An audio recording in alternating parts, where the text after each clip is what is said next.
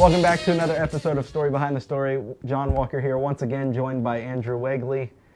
We're still on the topic of the Kings of the Court Northwest men's basketball, so Andrew, we'll just hop straight into it.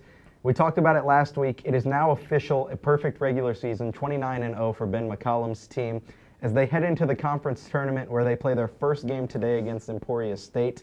Kind of preview that and what the rest of their schedule could look like. I mean, yeah, 29-0, 19-0 in the conference. I guess the expectation would be that they go in and win every game as they have all season.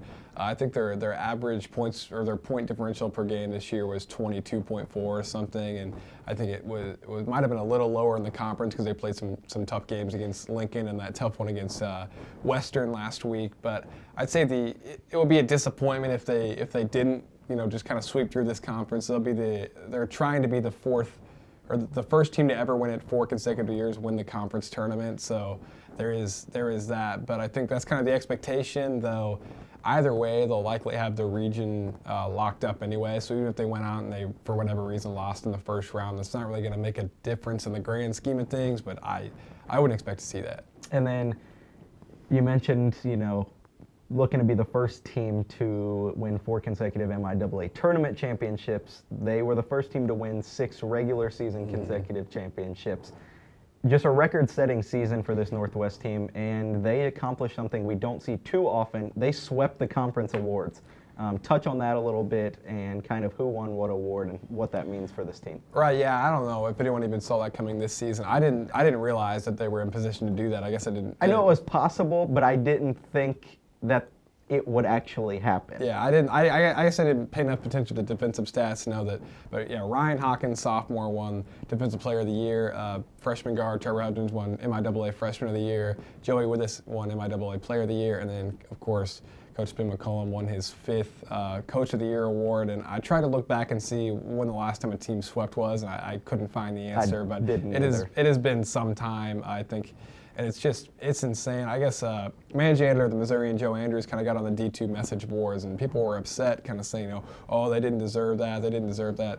They deserve that. They went 29-0. They've got a freshman point guard. They have another freshman shooting guard who was named to the all MIAA defensive team. And just what they've done this year, there is no really perspective for it, just with how good they've been.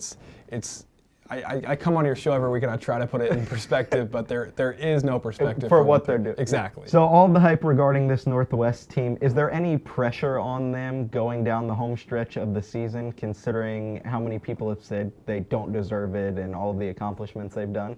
Yeah, absolutely. I kind of asked McCollum about that at the press conference because I asked him, the Western game last week, that was a 2-point game against a pretty bad team, the MIAA. They didn't shoot great in the first half against Washburn. I said, is there this pressure to play perfect? And if so, do you think that'll carry into the tournament? And he kind of listed out their accomplishments. He said, we came to the season, picked number 2 in the conference. We were ranked number 5 in the country with 2 freshman guards that are trying to replace Justin Pitts, and all they've done is win and prove people wrong. And he said that, if we've got a problem with pressure, then we've got way bigger problems right now. Yeah. If at this point, if we aren't used to the pressure, then we've got something else going on. So they are as confident as they've been all season going to this MIAA tournament.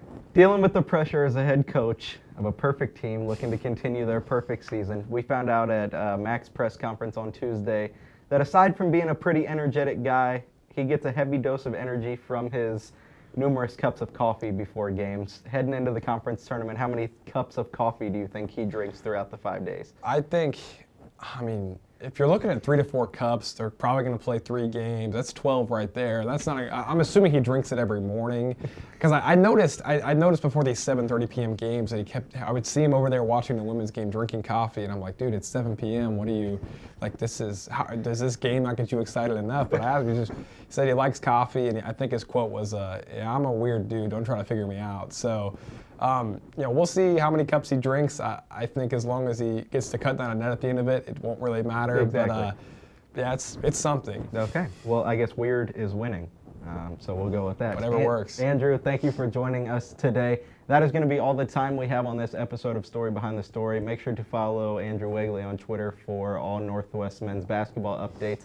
And make sure to check out his story for a full prompt of everything that they have accomplished. That's going to be it for this episode. Thanks for tuning in on the KNWT Channel 8's YouTube exclusive.